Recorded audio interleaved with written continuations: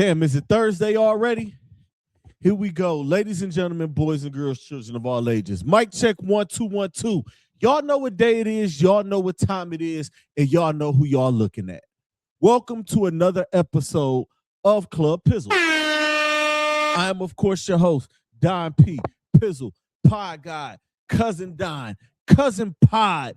Y'all know what it is, man. We are here. It's another Thursday. It's that time, man. Y'all know the motto. We here for a good time and not a long time.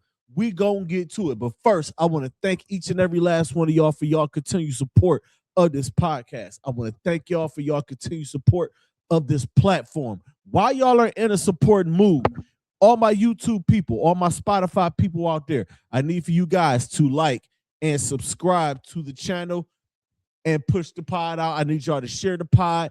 Feedback is greatly encouraged for all. As I'm tangled up in my damn cord here, I'm going to use my cordless mics on this joint one of these days. But for now, we are here, man. It's been a rough stretch of days for me, and I contemplated not doing the pod today. I contemplated not doing the pod last week, but I got through it. I was not satisfied with what I gave you guys last week, but I put it out anyway. Hold on, let me fix my grand boys over here. Wimpy act like he don't want to sit up straight. You good right there. And then you see I got my boys here. But last week I wasn't feeling it. I'm not feeling it today, but I am going to give you guys my best foot forward. Like, I can't be the pod guy and I'm not podding. So I'm going to be here. Not I gotta be here. I'm going to be here. I'm gonna feed the people. The people want to hear from Pizzle. Sports stuff happens, so people want to hear the sports stuff from Pizzle.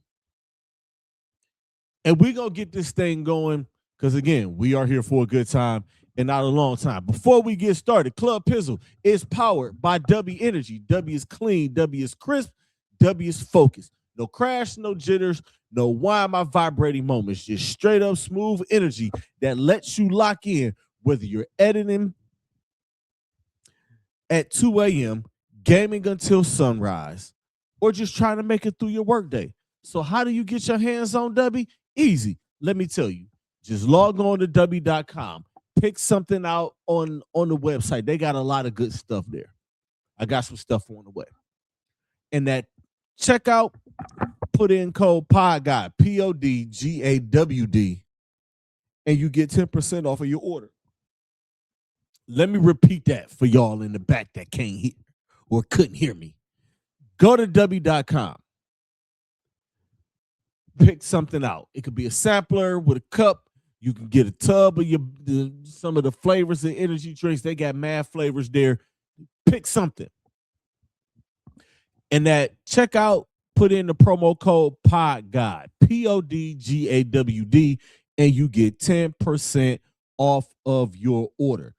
Don't play around. Support the pod. Support the movement. W Energy.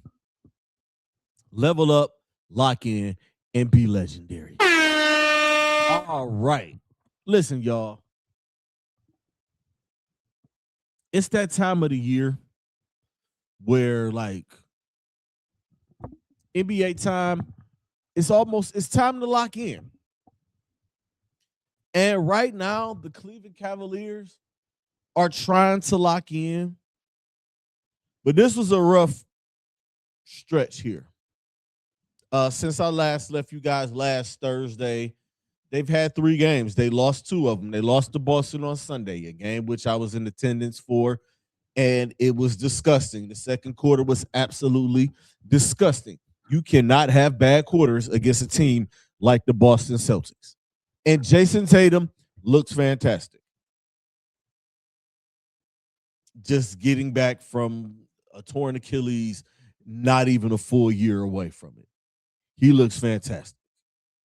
There are others killed the Cavaliers. I don't know who the hell number 55 is. I've never heard of him. I've never seen him before in my life.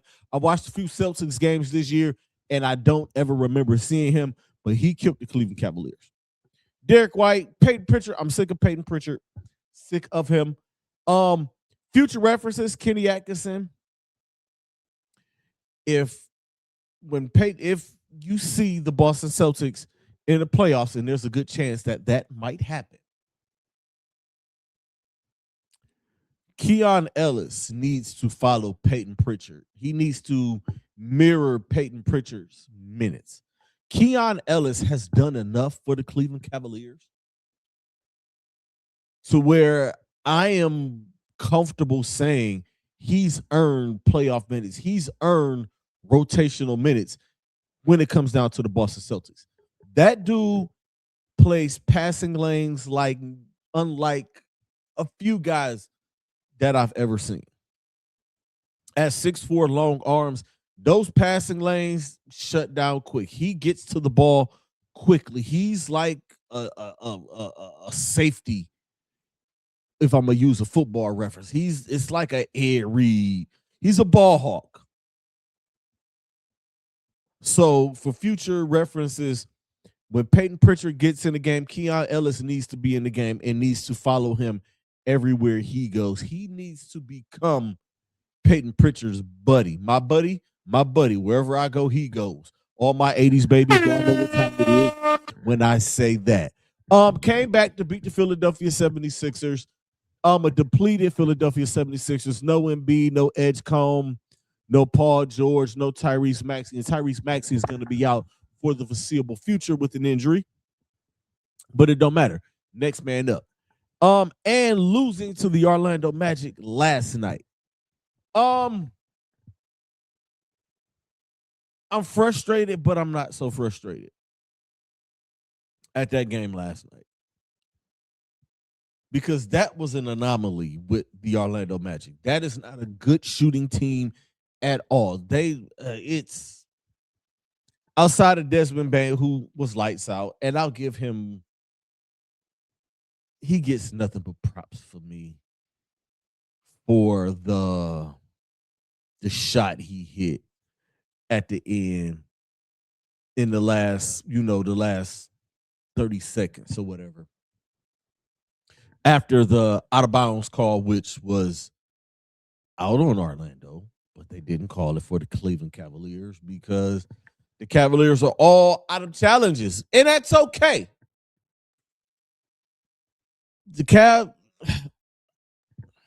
Certain games, certain situations, you have to play better. They're going to have to do a lot better on the road than they have.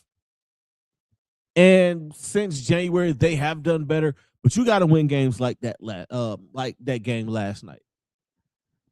You can't get behind a team like Orlando. They are a gritty team. And I do love when the Cavs match up with the Orlando Magic because the Magic are a gritty team. I am a huge fan of Paolo Banchero. He gets busy. Desmond Bane, we know what he brings. He comes from, he has playoff experience. He is a sniper. He does play defense. He does provide some toughness. Jalen Suggs gets busy. Wendell Carter does work. Even De Silva last night was impressive. I was like, all right, they got a little bit of shooting, but they're not going to shoot like that all the time. Like that team, and Jamal Mosley has built that team to be pretty nice. Desmond Bane, bringing in Desmond Bane, and you see like the 4 first-round picks. Is he really worth it? Time will tell. They're almost back to health. Almost back to health. Jared Allen is still nursing a knee injury. Max Strus is 90% to where he needs to be, which means if he's not back within the next couple of weeks, which I believe he will be, we'll see what the Cavaliers look like at full strength. James Harden is gonna James Harden. He is doing what he needs to do. All right, we need to push the point. We need somebody that can facilitate and get the bigs involved. I'm gonna get Mobley involved. Okay, I'm gonna do that. Don needs to score, or if Don's off, I need to get a bucket. I'm gonna go get a bucket. And he showed it last night. 31 points was, but we needed a little bit more. I need Dean Wade to knock down a few more shots. Sam Merrill is in a little bit of a shooting slump. He needs to come out of that. Jalen Tyson. I think Kenny Atkinson needs to give Jalen Tyson more minutes. Personally, I think he needs more minutes at that small forward. I don't know if you start him or if the five is going to be Harden, Mitchell, Wade, because Wade provides height at the small forward and he provides the defense. Mobley and Allen, if that's going to be your starting five, Jalen Tyson should be the first one off the bench. Where Jalen Tyson should be the one to be with that second unit with Schroeder, Ellis, and then you bring Tyson in. And it all depends on what Atkinson does with these lineups, how you're going to stagger these guys. If you're gonna pull Don and you have Harden in there, and Merrill is definitely gonna get minutes because of his shooting. He's gonna get his shots. Schroeder is definitely gonna see minutes. He's experienced and he brings that tenacity, as well as Keon Ellis with his height and his length on his arms and the tenacity. I'm not a fan of the small lineups, but the small lineups work.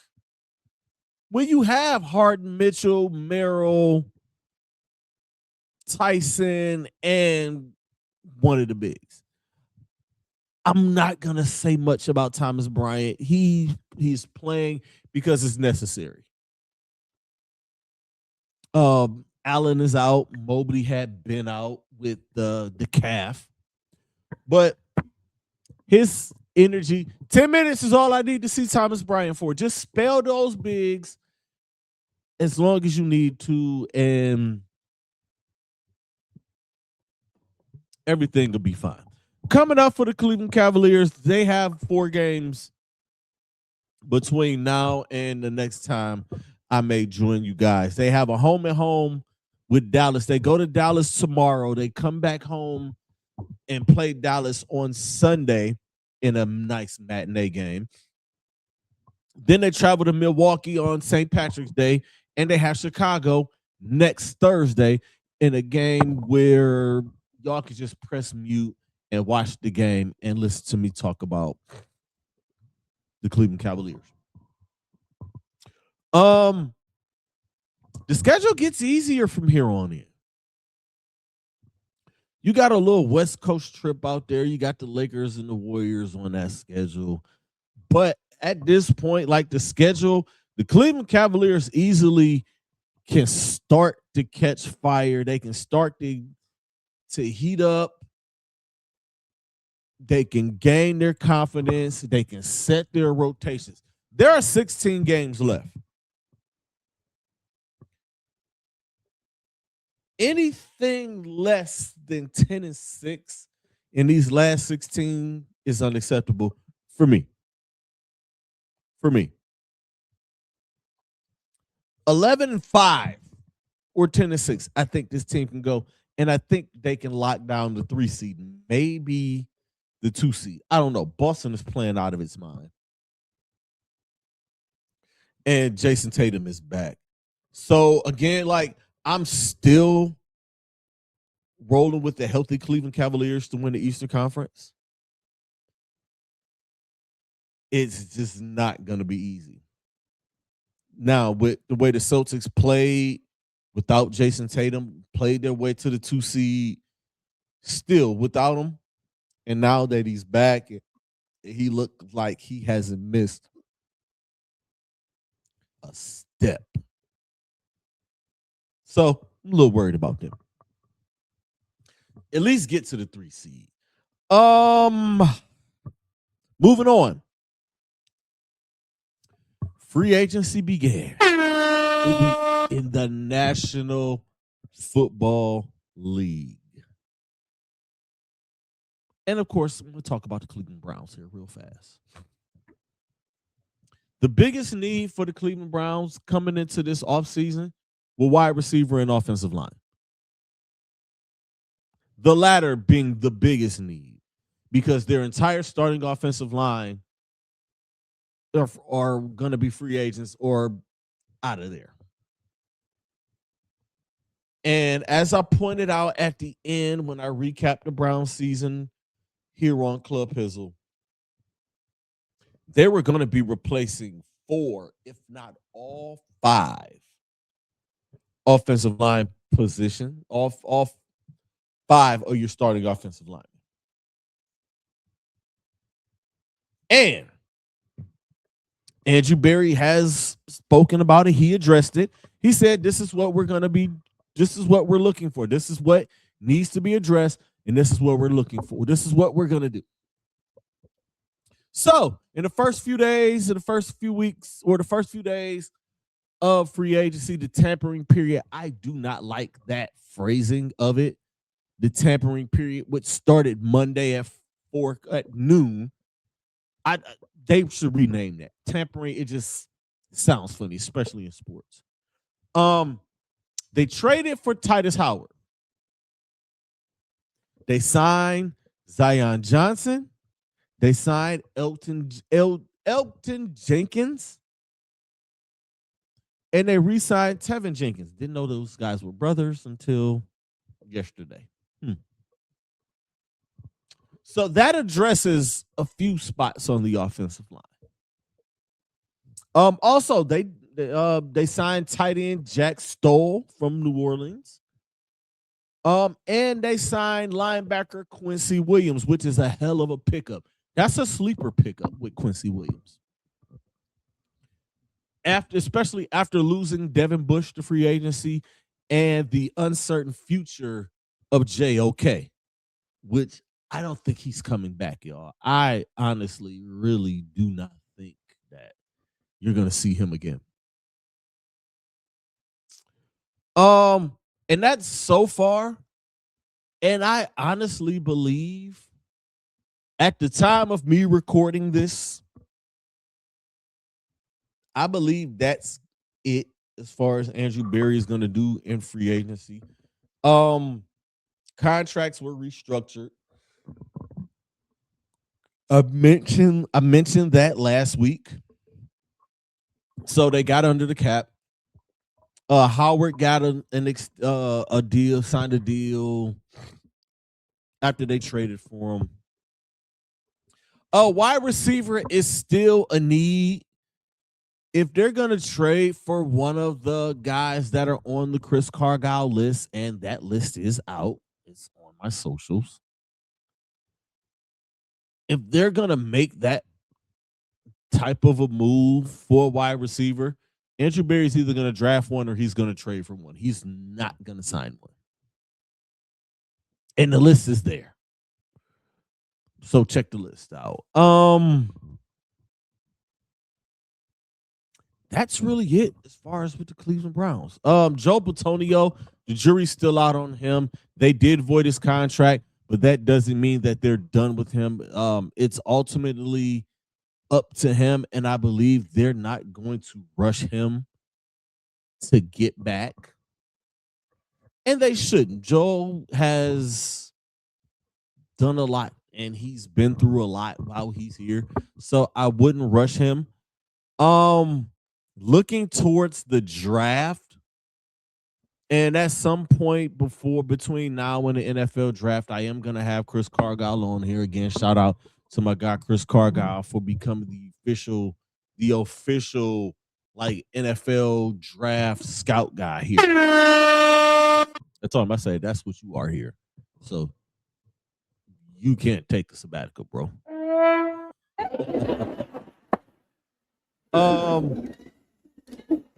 But again, man, I'm not expecting a lot more from Andrew Berry.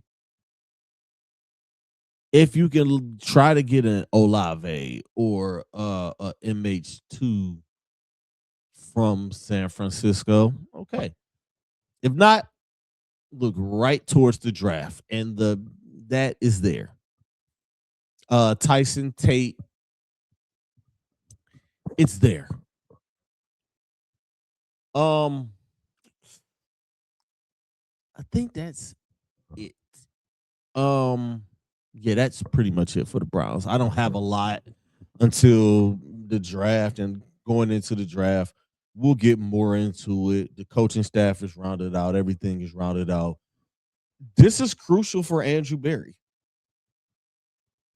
This year, next year, year after. It's crucial. If the decisions that he makes is enough for him to hang on to his job. Like I said, we here for a good time and not a long time. Before I get out of here, I do want to talk about Bam Adebayo's 83-point game. Clap it up for him. Yes, sir. Clap it up for him. Definitely gonna clap it up for him. I did watch most of that game. I didn't watch all of it. I watched most of it. It was like background noise for the most part because I'd be down here doing stuff. And everybody, listen.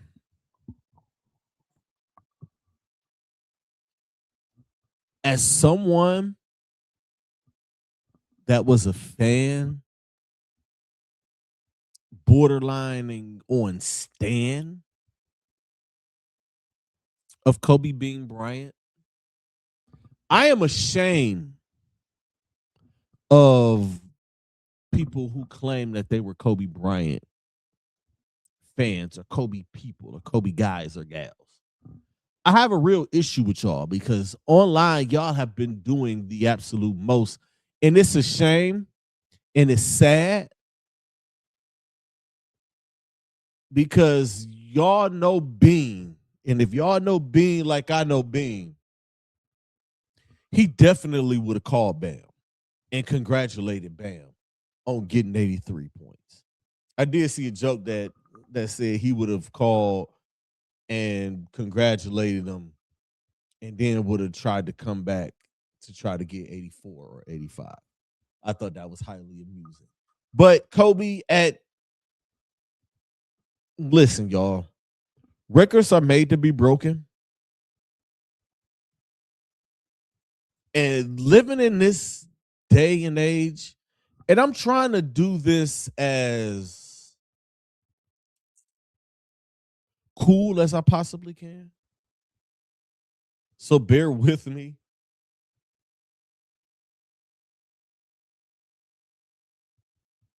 I'm ashamed of y'all.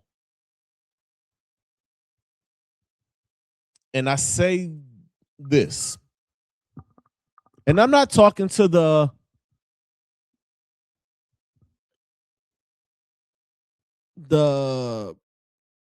people I disagree with in the pies that I did actually see the takes. I disagree with y'all. That's y'all opinions, and that's cool.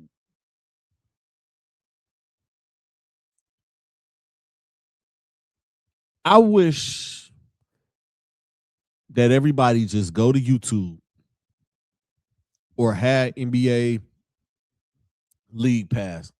Go watch the 81-point game. And talk about, oh, it was against the Wizards. The Toronto Raptors were not a good team when Kobe did that to them.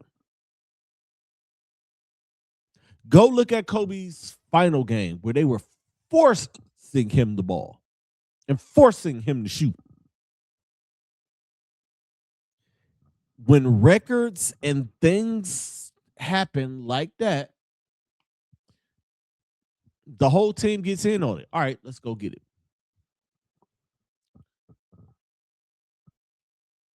I hate living in this time where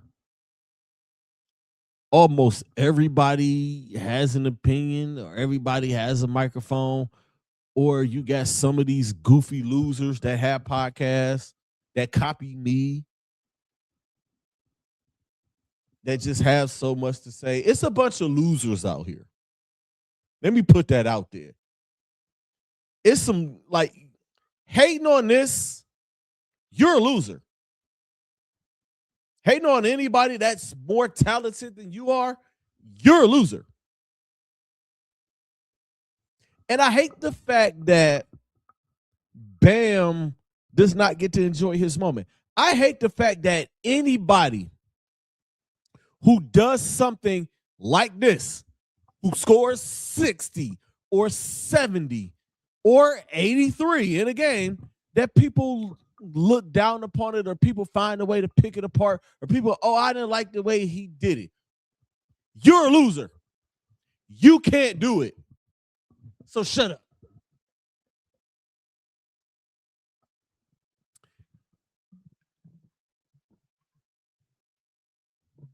I'm really like, I'm not going to say what I really want to say. I said most of it. Y'all are losers.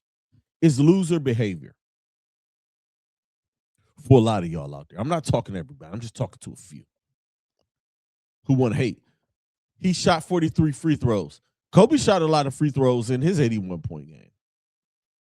Think about this.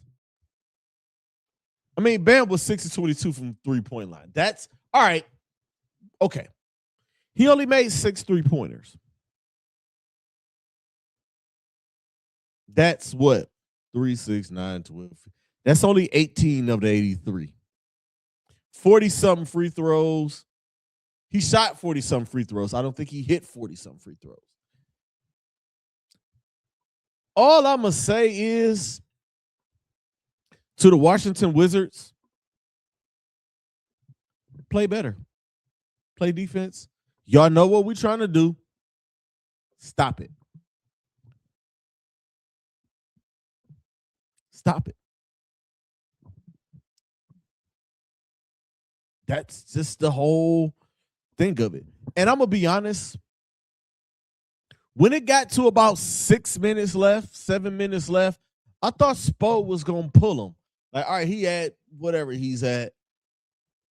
And once Spo didn't pull him, that's when I put down what I was doing. I was like, oh, snap. Spo didn't pull him. They going for it. He going for 80. Because he had 62 through 3 quarters. I think he had 70 at maybe the 7-minute mark or whatever. And it was like, oh, snap, they going for it. And looking at the double and triple teams that Washington was doing, it was like, all right, hey, y'all should have started double and tripling him when he scored 31 in the first quarter. It's too late to triple team now. Y'all might as well get a damn record up. It's crazy. I on my drive home from work today, I was listening to NBA radio on Sirius. Shout out to damn, what's my man's name?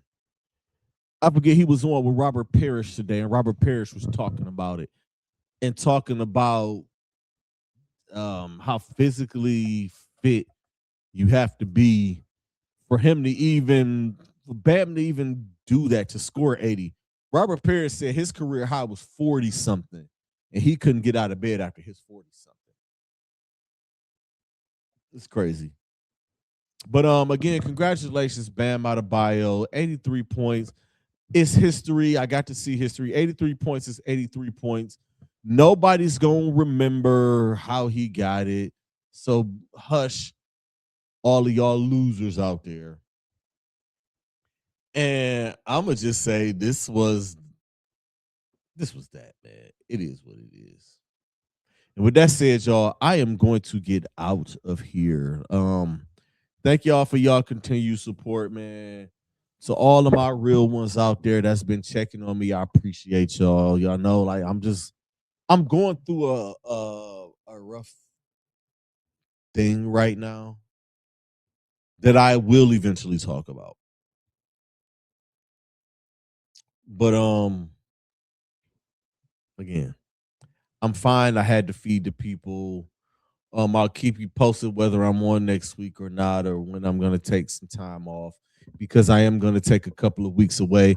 Oh, before I get out of here, March Madness Bracket Challenge is on. I will be posting that up tomorrow morning. I've always laid this gauntlet down. Anybody with an ESPN fantasy account, it's coming. Always lay the gauntlet down for the smoke, and everybody runs from the smoke. So bring y'all coward asses on and come get some of the smoke. Y'all know what it is, man. Always protect your peace, protect your energy. The message is more important than the messenger. And creators, be great. Stay positive, because negative energy is trash. Until next time, y'all. Peace out.